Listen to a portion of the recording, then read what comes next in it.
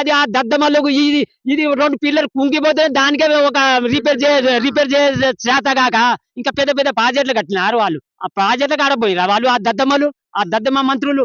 ఈ కోమటిరెడ్డి వెంకటరెడ్డి అనుకో, ఆ ఉత్తమ్ కుమార్ రెడ్డి పాపం ఆయన ఎన్నికలేని 7 రోజుల కాను చట్టం ఉన్నాయి ఆ బీడు. ఆ మొత్తం మంగళూరు దొరకలేరో ఏమో ఆయన గడ్డం ఆ పేర్లు పాటి ఉన్నాయి. ఆ గడ్డమైన నెత్తైన గీకించుకోమని ఆ ఉత్తమ్ కుమార్ రెడ్డి ఆయన గట్ట పారుదల శాఖ మంత్రి ఇచ్చిరట ఆయనకు. అంత తెలివిగలోడని మొగోడని